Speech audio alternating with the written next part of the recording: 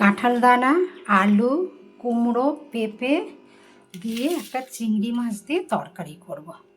পেঁয়াজ কেটে নিয়েছি, কাঁচা লঙ্কা, চিংড়ি মাছের নুন হলুদ দিয়ে দিয়েছি, দিয়ে কড়াইতে দিয়ে দেবো। এবার ভেজে চিংড়ি মাছটা তুলে নেব।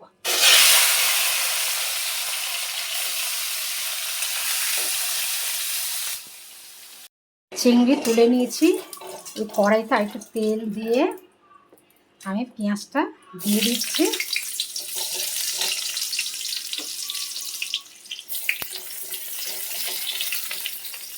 একটু লাল লাল করে নেব। লাল লাল ভাজা হয়ে গেছে। কাঁচা লঙ্কা তেলের মধ্যে দিয়ে দেবো। কাঁচা লঙ্কা তেলের মধ্যে আগে দিলে গন্ধটা বেশ ভালো লাগে।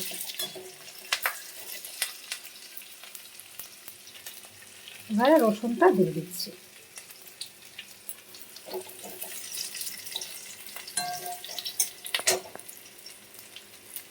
এবারে আদাটা দিচ্ছি। 1 সেকেন্ড একটু নেড়ে নেব, নিয়ে মশলাটা দেবো। পেঁয়াজ, আদা, রসুন, কাঁচা লঙ্কা ভাজা ভাজা হয়ে গেছে। এবার হচ্ছে মশলা দিচ্ছি। হলুদ, নুন, জিরে, কাশ্মীরি লঙ্কা, লাল লঙ্কা দিয়ে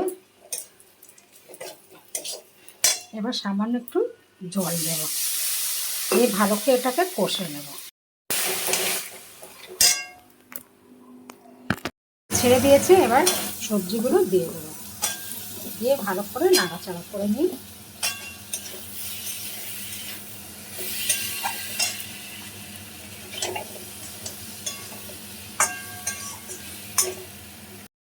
সবজি ভাজা ভাজা হয়ে গেছে। এবার জল দিয়ে দিচ্ছি।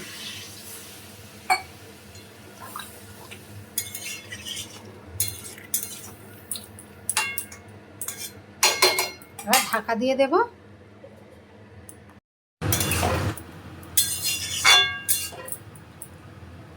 আলু সিদ্ধ হয়ে গেছে, সব সবজি সিদ্ধ হয়ে গেছে।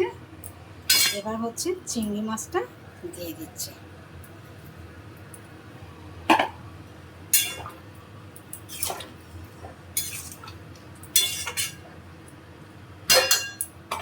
একটু ঢাকা দিয়ে দেব। তরকারি হয়ে গেছে। গরম মশলা দিয়ে দিচ্ছি, দিয়ে গ্যাসটা বন্ধ করে দেবো। সবজি দিয়ে চিংড়ির তরকারি কমপ্লিট। কাঁঠাল দানা,